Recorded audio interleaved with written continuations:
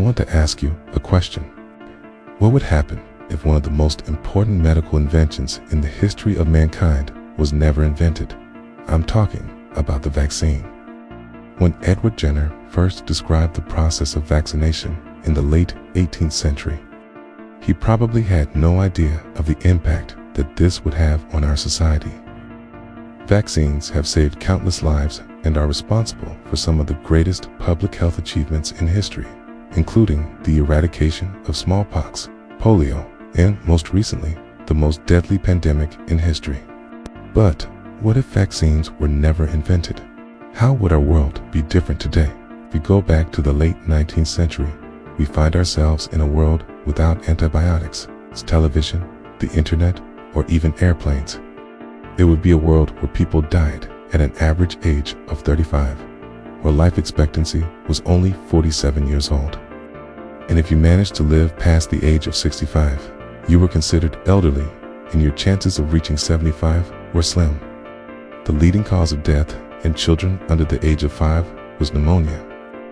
And as far as infectious diseases went, tuberculosis was one of the worst. It would kill more than 1 million people each year, mostly young adults between the ages of 15 and 35.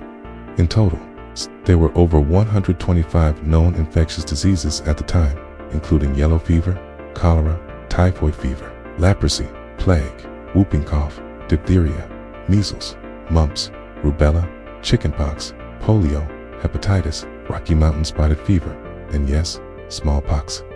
Smallpox alone would claim around 200,000 lives each year in Europe and America. The disease was particularly notorious for its high fatality rate, which ranged from 30 to 35%. Survivors were often left with severe scarring, blindness, or disabilities. Back then, doctors had very few tools to fight off these diseases. They did know how to treat symptoms, but they couldn't actually prevent or cure any of them. Few were unfortunate enough to contract a deadly disease. Your best chance of survival was to use a traditional medicine, which may or may not help you. Now, let's meet Edward Jenner. He is an English physician who has been called the father of immunology. That's because he was the first person to describe the process of vaccination. As a young boy, he noticed that milkmaids who contracted cowpox seemed to be immune to smallpox. Cowpox was a milder disease that was common among cattle. So Jenner decided to experiment and see if it was possible to induce immunity to smallpox by inoculating a person with cowpox. It's cloaked fluid from blisters of a milkmaid who had contracted cowpox and then rubbed it into the skin of a young boy. 3 weeks later, he intentionally infected the boy with smallpox, but the boy didn't get sick. This was the first recorded case of vaccination.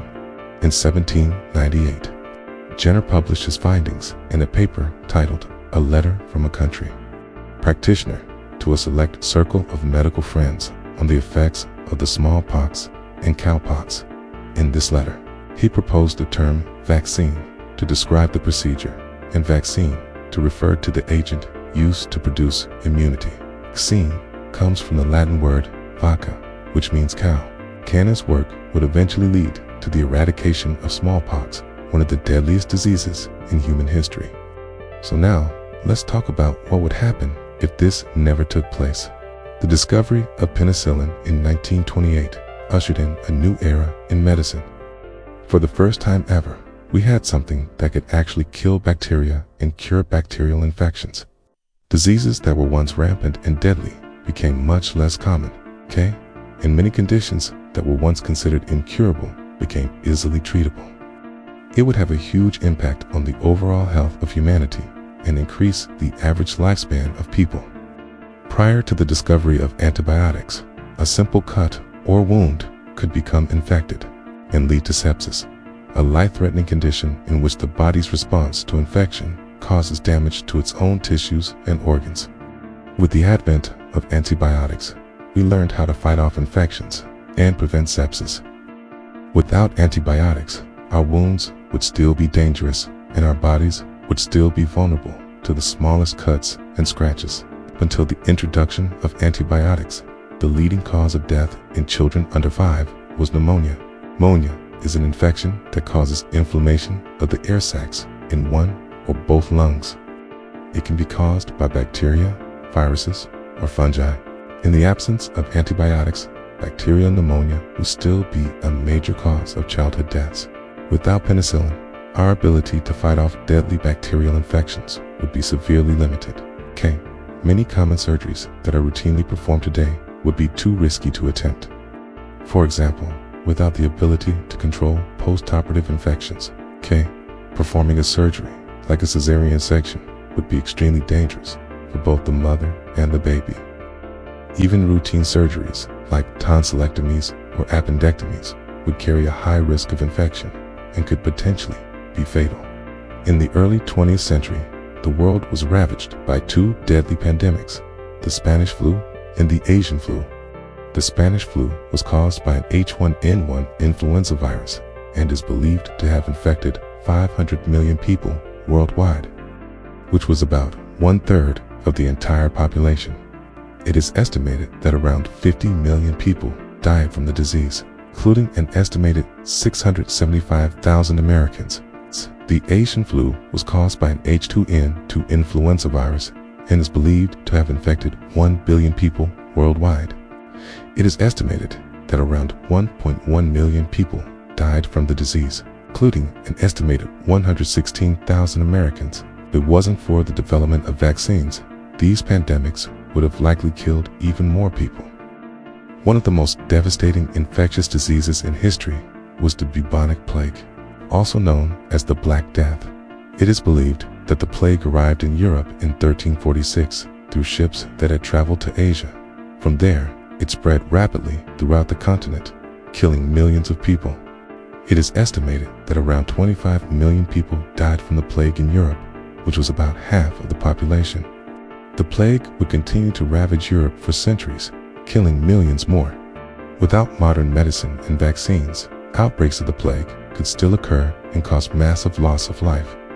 There are many other infectious diseases that could still pose a threat to humanity today. One of the most infamous diseases in history is malaria. It is caused by a parasite that is transmitted through the bites of infected mosquitoes. Malaria can cause symptoms such as fever, chills, headache, muscle pain, and fatigue. It can also cause more serious complications such as anemia, jaundice, and organ failure. In 2021, there were an estimated 241 million cases of malaria worldwide, resulting in 627,000 deaths. Most of the deaths occurred in children under the age of 5 living in sub-Saharan Africa. Without modern medicine and vaccines, malaria would continue to be a major cause of death and suffering around the world. Another deadly disease that could still pose a threat to humanity is Ebola. It is a rare but highly deadly disease that is caused by a virus. Symptoms of Ebola can include fever, headache, muscle pain, vomiting, and diarrhea. It can also cause bleeding both internally and externally. The Ebola virus is transmitted through contact with the blood or body fluids of an infected person or animal. It can also be transmitted through contact with surfaces or objects that have been contaminated with the virus. Without modern medicine and vaccines, Ebola could still cause widespread panic and devastation. There are also diseases that are still considered to be emerging infectious diseases. Emerging infectious diseases are diseases that are newly discovered or have recently increased in incidence. One example of an emerging infectious disease is Zika. It is a disease caused by a virus that is transmitted through the bite of an infected mosquito. Zika can cause fever, rash, joint pain, and eye pain. It can also cause more serious complications such as microcephaly and other birth defects in babies born to infected pregnant women. Another example of an emerging infectious disease is Middle East Respiratory Syndrome, or MERS.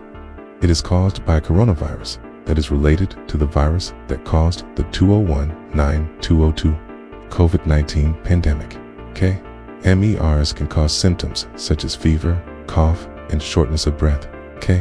It can also cause more serious complications such as pneumonia and organ failure. Without vaccines, our world would still be plagued by deadly infectious diseases, okay?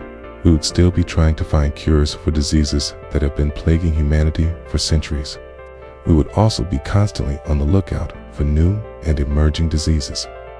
Life would be much more difficult and dangerous without the protection that vaccines provide us.